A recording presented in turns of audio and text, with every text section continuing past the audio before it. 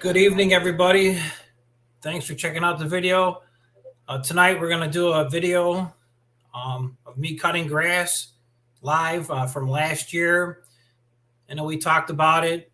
It's also a lot easier to actually see a video in action of cutting grass. So I could tell you what I'm doing. Hey, Shredda, welcome to the chat.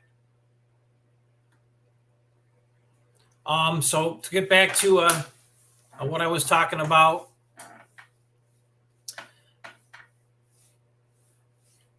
some guys probably started cutting grass already. Up where I live, we have probably another 7 to 10 days to start cutting. It's a little cold up here in Buffalo, New York. We're supposed to get a little rain the next couple of days with some wet snow showers. So I'm just waiting for about the third week of April. I start cutting, sometimes the fourth week, depending on the weather. But like I said, I'll make sure that you stay on top of the lawns and cut them as soon as you can. And if you can only cut half the yard, we'll just cut half the yard, because next week when you get there and you're going to be behind, it's just going to make it that much more easier. So I'm going to jump on here. I'm learning how to do a couple things on here, Shredda. I'm trying to get the video playing in the background, so wish me luck. I'm going for it. I practiced earlier, and we'll see if I can get this to work good. Keep your fingers crossed.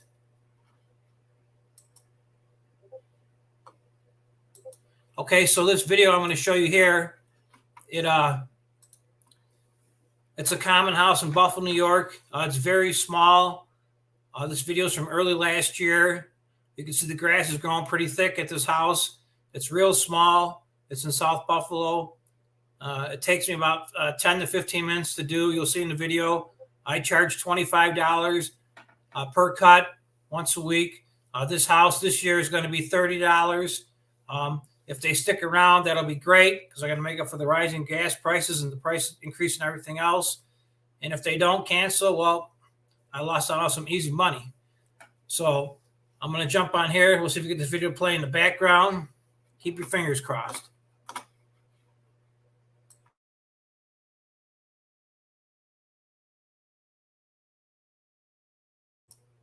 Okay, so I'm still working on it. I didn't have a chance to do my hair and makeup today, so maybe tomorrow. I took a couple of days off from doing videos. I got lazy. It's really easy to get lazy. So let's see if I could stop sharing the screen. Go back to this guy. I'm going to play him. Okay, I got him going. Go back to there. I want to share him. And you should see me in a second cutting grass. Okay, so I walked in. I walked out before I got started. I checked the lawn, made sure it wasn't wet back there. You'll see that the neighbor's got the car in the driveway over there. That's no big deal. Stay away from the car. You don't want to take a chance of scratching it. If you scratch it or dent it, it's a major bill that you don't want to do. So you can see, just take your time. I turn on the driveways on these ones. It was a little damp in the morning, so I didn't want to tear it up. And I know it leaves little marks on the neighbor's driveway, but if you're cool, sometimes you get neighbors that are jerks. So you got to just feel it out, get to know your customers. So this is a real small yard. Everything's going good. I don't know why I got my earphone up in the air for some reason, but usually during the day, I listen to music as as I'm cutting grass. It makes the day go by so much faster. No, Shredda, actually, I don't like the safety bars. You can see I'm right into the backyard already. They get hung up on trees, especially if you've got like small ornamental trees in the front yards, which I do have on some of my customers' house. The only time I use that safety bar is when I felt I was in danger in regards to a hill that I thought that I might roll over. I also got a seatbelt on there, but I'm not that crazy yet.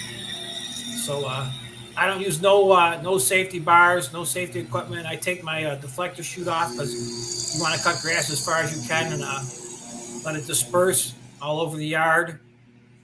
so that way it's easier to clean up at the end. So if you see this house I'm at, my wife's actually taking the video. They got a nice white vinyl fence in the front over there. These fences, they look pretty, but actually they're junk. I see so many of these fences get blown over from a windstorm. And if you're using your weed whacker, string trimmer, if you get too close to it, just like siding on a house, you just touch it and it breaks. And I try to stay away from as much as I can. I'll make a video in the next couple of days when I start next week of how to trim these houses in regards to keeping it away from the fence and making it look nice, and actually trimming it so much that you got to trim it maybe once every 3 weeks. So you can see this is a small yard. It's kind of hard to not shoot grass on the neighbor's fence. I don't have a shoot blocker, so what I do is I put the RPMs down on the machine. Right here, I'm really not too worried about shooting grass on the lady's garage. It's an older senior. She only comes out of the house to go to the store and just to put the garbage cans out. So she pretty much doesn't look around. So you see, it was probably a matter of 5 minutes. I cut the grass and I'm done. I'm going to book back out to the front now. I'll leave the lawnmower right there. If my wife wasn't videotaping, I would have drove and put it on the trailer. I'm going to grab my stick edger here, I should say my string trimmer. And this is pretty much just what I take with me. I just take just the bare minimum stuff, so that way I don't have to. You can see my car back there in the background. Last year, at the beginning of the season, I used my car. Actually, I put a hitch on my Impala. I saved a lot in gas, and I also saved a lot on wear and tear on my truck in regards to brakes and tires. Because everything last year, you can see my Impala back there with the little 5x8 trailer I got. It doesn't look professional, but it gets the job done. So I took my stick trimmer and I flipped it upside down now, edge the sidewalks real quick. After the first week of edging the sidewalks, it goes super fast. Another word I want to tell you, if you got larger lawns, try to keep the grass on the grass. What I mean is try not to keep it on the sidewalk or shoot it on the sidewalk. That way, when it comes time for cleanup, it makes it a lot easier, because right now it's not wet or dewy or anything. It's probably like 1 o'clock in the afternoon at this house. You can say I'm at the side of the house of the neighbor. I just take my trimmer and just use that. I probably could get my lawnmower down there, but I don't want to chance it, because you never know. So I just do it with the weed whacker. It looks good. The ladies' hostas, I trim them, twice a year. Nothing really major. I just send them out for. So I'm also going and doing a little extra work on the driveway cracks. So I'm trying to make them look nice for the people. I try to give all my customers a little extra. That way they'll be happy. If you give them a little bit more than what they're expecting, chances are they'll refer you to a friend. If you get referred to a friend, it just makes it so much easier. Or you can charge an extra $1 or $2. You can see I'm doing the same thing right down the side. Edging the grass on the sidewalk. That makes you look like a true professional. The neighbor next door, for whatever reason, they want to cut the grass up to the edge of the lady's driveway. So I don't fight with the customers. If he wants to cut the grass up to the edge, God bless him. I just cut from this little part back here by the fence. You'll see that I go around and I'll weed whack in this little tight section as I walk through. So it's just the same. I do the same thing in every single house. As fast as could be, get in, get out, do a nice job. I'll move on to the next house and collect the money. Hope everybody's happy. So this is a pretty easy one. I got another part to this video in a couple seconds. It'll pop up. I'll put it on. But I just wanted to show you guys that, it's really not that hard. It might seem, scary. It's not scary at all. You just got to believe in yourself, go out, do the job. You can see, okay, we got that in now, so I don't want to go to that. So we're going to stop sharing. I got a little part 2 to this video. I'm going to finish it off right here. I'm going to share it. This next video is only like maybe 2 or 3 minutes long. And let's see what we got here. Oh, I'm talking in the background. I hear myself, so let me turn this down. Okay, I'm going to share this. Let's see if I can get this to pop up. Get it to play. Okay, so now I'm still weed whacking. I'm around the lady's garage back here. Doing some weed whacking, finishing it up. Flipping my little trimmer upside down to give a nice edge. I tied up the shoot on lower. I took the guard off my weed. I wear pants. Yeah, with the weed whacker, I always keep the safety guard on there. And you can see in the video that I got long pants on. Hey, Julia, what's up? Haven't seen you in a while. So I'm over here weed whacking, but like I said, I do got my pants on because it's a little warm. The white pants to reflect the sun. You can see in this yard real quick. If you look, you can see in the middle of the yard. It was a little bit wet there. You can see the tracks, but I just stay on top of it. Most of the time the customer don't complain. You just gotta feel them out. Julia, back we were talking about you today. We were wondering where you were. You haven't been around in a couple days. So that's good that you're here. Thank you for stopping by. I'm talking with Shredda. We're just going over a video. I haven't made a video in a couple days. So I'm just trying to show people how to make some money cutting grass, and they can make a livelihood off it because there's a lot of money to be made. So I got this little blower I bring all to the house because I made this video. Usually I just leave it on the trailer and come back and get it. But if you're in a bad neighborhood, sometimes you got to babysit your equipment, so you have to bring it with you to the yard to make sure that it doesn't disappear when you come back. So I'm trying to keep all the grass, blowing it back on the grass, trying to make it look pretty. I want to make sure there's no complaints, everybody's happy. Spend an extra couple seconds on the neighbor's yard because you don't want them to complain, because once they start complaining, that's just going to give them a reason to come out all the time and complain, So you don't really want, you want to get along with all the neighbors because, like I said, you're not looking to go there to start any trouble or start fights with people. But to jump back to your thing about your mower shoot shredder, yes, I do keep it up. I do recommend it, even if you got a small little push mower. You got to pull the grass around. This particular blower that I got here, it's Echo.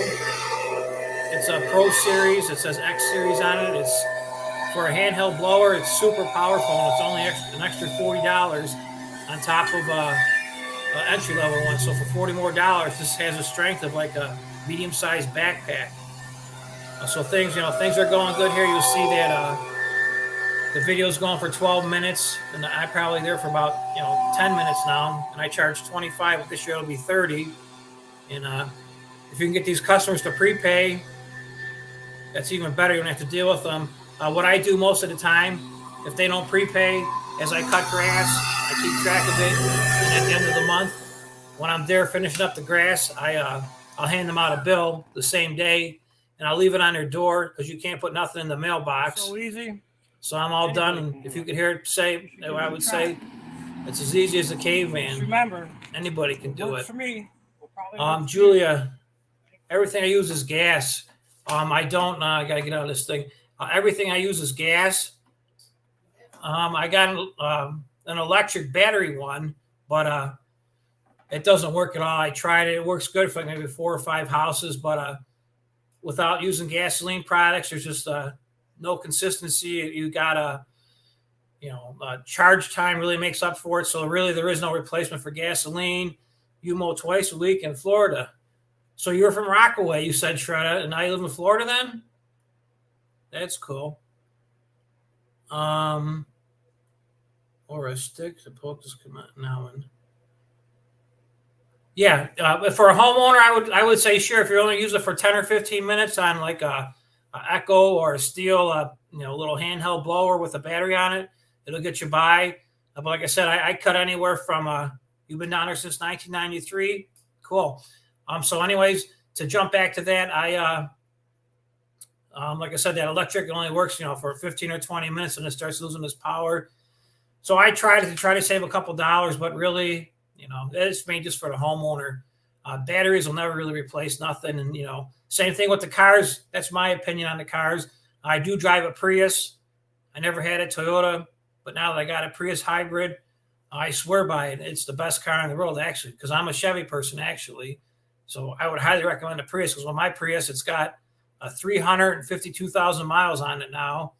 And it's just unbelievable. It works every single day. So anything with batteries, the battery technology, it's not there. And I know the government and all that is trying to push for, like, electric cars and that, but it's just the charging was going to be a problem. And but people only believe what they want to believe. And if you listen to the news enough, you keep hearing the same thing over and over and over and over. That's what they're going to believe in. And we were talking earlier, Julie. We were talking about New York City earlier, about George Washington Bridge and that. And then I saw you said your last trip was 2001. That's about the last time I was there, because when I was younger, well, I'm 50 now. I'm 50 years old. So this is just before I knocked the towers down. My friend, Dr. John, believe it or not, he's a podiatrist. He went to school in Harlem, on 125th Harlem, and it was like 12:30 in the middle of the night, and we were walking in Harlem, and I was crapping my pants. He's like, "Oh, don't worry about it. Nobody's going to mess with you."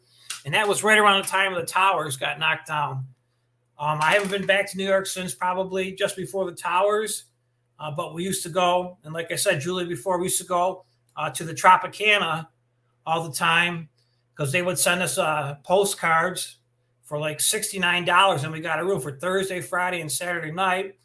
The wife loved to play casino, blackjack. Now she's yelling at me. And I would just hang out, me, and I have a daughter who's 32 now, and my son's 31. We would just walk on the boardwalk and have fun. And at that time, they were building that new one down there, the casino. It's called, what was the name of that new casino? Remember they were building down there by the fishing dock? Oh, it's gold, but I can't think of the name of it. I don't know, but we went to the Trump one, Tropicana. And anyway, so we walked down that new one. They were building it back in the time, because we used to listen to Howard Stern all the time. I listen to, because I'm a little crazy. Yeah, Borgata. Yep, you got it. Exactly, the Borgata. They were building it. It was beautiful. So to make a long story short, my wife played a casino all day, and she would stay there. So whenever she came home, I'm not her father, so when she came back to the hotel, that was what we did. And the Tropicana was pretty cool, because during the day, me and the kids, we would go to the pool. They had a swimming pool a couple floors up, like 3 or 4 stories up. And we would go there and hang out and play volleyball and stuff like that. And then we also had a room a lot of times that we could actually watch the pool during the day. And so we took me and the 2 kids went deep sea fishing, and it was like $30 a person, and the kids were a lot cheaper. So this is pretty funny, Julie. Excuse me. So we went deep sea fishing, and I went on fishing boats before, but not like this. So we took that boat by the Borgata. It took us and went out there, and it took like an hour and 15 minutes to drive out to the water, where we were just drifting. And I got so seasick from the waves. It really wasn't too wavy, but there was nothing focusing on. So I chummed the water. It was the worst time ever. So I was ready to jump overboard, and some lady came up to me. I was even past by. I just had dry heaves now. I was going on for like 45 minutes, and they would start the boat, and he would drive back out for like another 20 minutes, and we'd drift back. Oh, it was terrible. So some lady came up to me. Yeah, I'm not sure exactly what it was called, but it was right where they're building a new casino down there, the Borgata. So some lady came up to me, and I'm a nice person. I like to talk to anybody. I like having fun, so I laugh. Some people think that I'm, a little goofy, which I am goofy, but I'm a little weird. I like to have fun. So she goes to me, "Oh, are you seasick?" And I said, "Oh, yeah." She couldn't tell, because I was hanging over the railing, talking to the water by myself. And she goes, "Oh, I got some medicine for seasick." I said, "Oh, please, I'll take some." And she goes, "Well, unfortunately, it won't work right now, but I'll give it to you. So if you come back out next time, because you got to take it before you get seasick." I was like, "Oh, no." So we were on that boat for 2.5 hours. It was going back and forth. It was great, because those guys catching fish with the kids in it, they call them blowfish. And it was a good time. They would take them off for the kids, and we had a good time, except for me being sick. And then when I came back that afternoon, I just stayed in a hotel room the whole night at the Tropicana until the next morning. It was totally terrible. But Shredham, you said you're from Rockaway. And like I said, I thought that was a dance, but my friend, he was from Queens. He lived on Astoria Boulevard, and his wife actually, she I can't think of the name of the restaurant she worked at, but it was pretty cool. They made like s'mores. You can make s'mores. That s'mores was like a marshmallow with like a chocolate. You would melt the Hershey bar and you put it like on crackers. Oh yeah, the School of Hard Knocks. That's how my whole life's been about, the School of Hard Knocks. But you know what? You punch me in the face, I get up and I try again.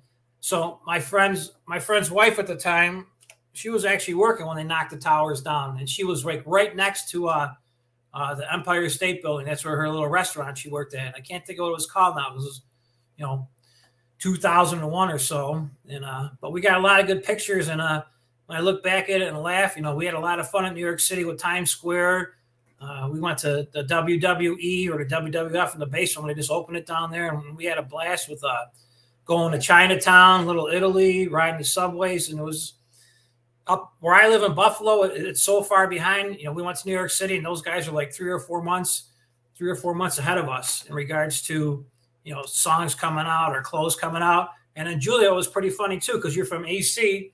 Our kids, they had at the time, they were probably maybe 9 and 10 when we would go, and they had all the little shops on the little the boardwalk, and most of them were owned by like the Hajis. No disrespect, Indian people with the dots on their heads. I'm not being disrespectful, and they always sold like all these different like little novelties. So my son kept going, "Oh, I want to get a boogie board. I want to get a boogie board."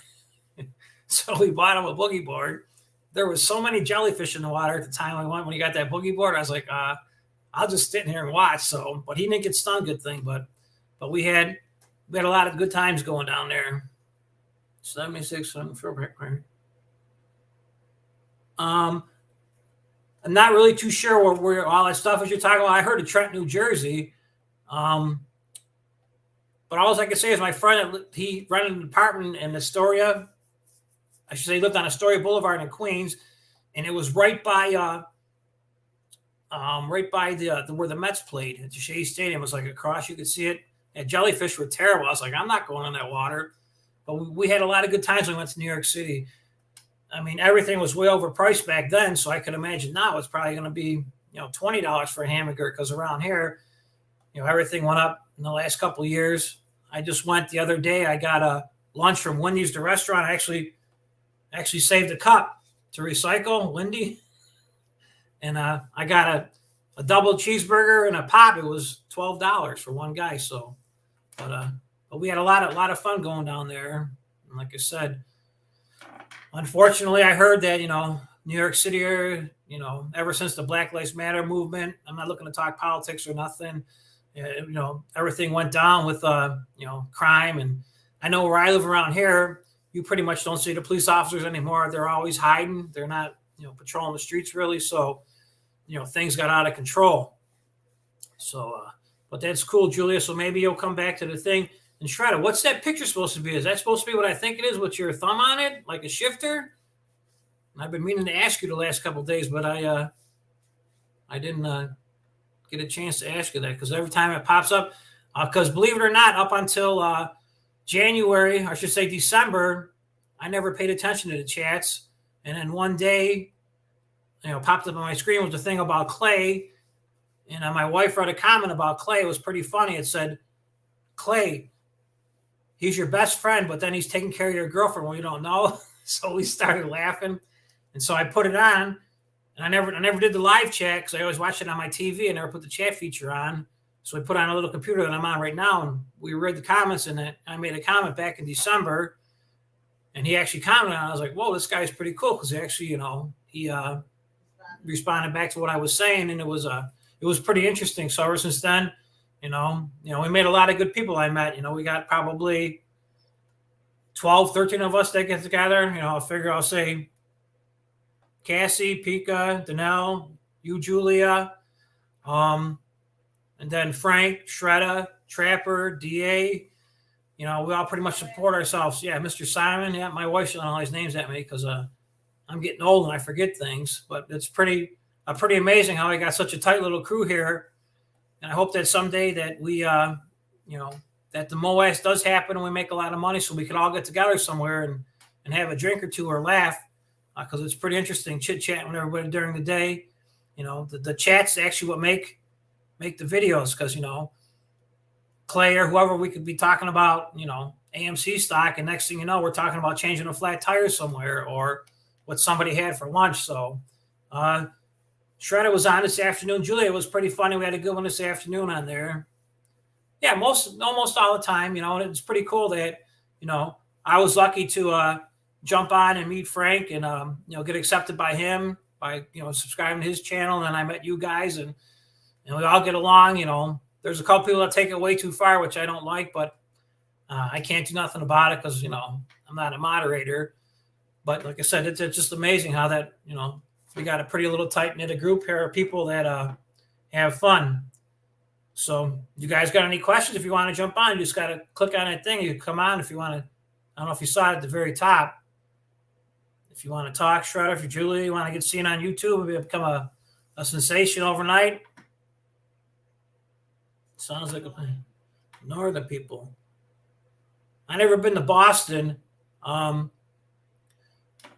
friend, the roofer, if you watch some of my videos, towards the back of my selection, my Puerto Rican friend, his name's Ariel, super good guy like me, 50 years old. I met him back in 95 from landscaping. He's just like me. He'll do anything for you for no cost, as long as you say thank you. And if you got a beer or two, that'd be even much more appreciated. We'll help you out. He went to Boston because he was a union roofer also a couple years ago, and he had a real good time. As a matter of fact, in Boston, the roofers had a convention up there, a local roofer union that he belonged to, and they went to it in the Northeast. And they went to like a couple of Boston Red Sox games, and he actually got barred from a couple bars in Boston because he took his drink on the street for some reason. Whatever that meant, he took his beer outside the barn, and they actually blackballed him, and they actually had pictures of him, so he couldn't get to the bars. But that's pretty cool. But yeah, so that's all I got. Like I said, I'm trying to put these videos together. I'm hoping that, to become the next YouTube millionaire, make a ton of money. It's not happening. It's really a lot harder than you think. It's really a lot harder to try to come up with stuff that people will be interested in. It's just really, really tough. So I'm just having people just stop by and say hi, because it's almost impossible to get people to want to subscribe or hit the like button. It's just there's so much time in a day that people don't got. So if they just stop by and say hi to me, that's worth $1 million. YouTube's not my my forte. I'm not going to make $1 million at it, but I'm willing to try anything in regards to make money. If there's money to be made, I'm not as scared to try it. I'm not as scared to fail. I failed at many things in life, and if I should fail at YouTube, well, at least I could try. I'd rather die saying, I tried, instead of saying I wish I should have. So, oh yeah, Shredder, thank you so much. We'll see you in the morning. I do appreciate it. Yeah, I know it takes a long time. Like I said, I got all the time in the world, I guess. But Julia, thank you for stopping, and Shredder, thank you for stopping.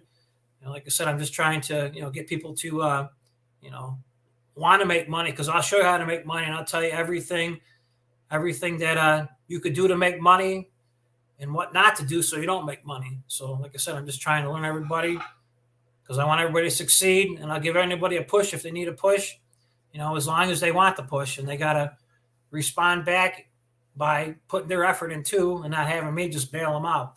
So I'm going to get going too. It was nice that you showed up, Shredder and Julia. Thank you so much. I'm going to catch you guys tomorrow, and maybe tomorrow you'll stop back, Julia, because like I said, we were talking good stuff about you, wondering where you were. So stop back, and we'll see you guys tomorrow. Thank you so much for stopping. I'll see you guys a little later. Thank you.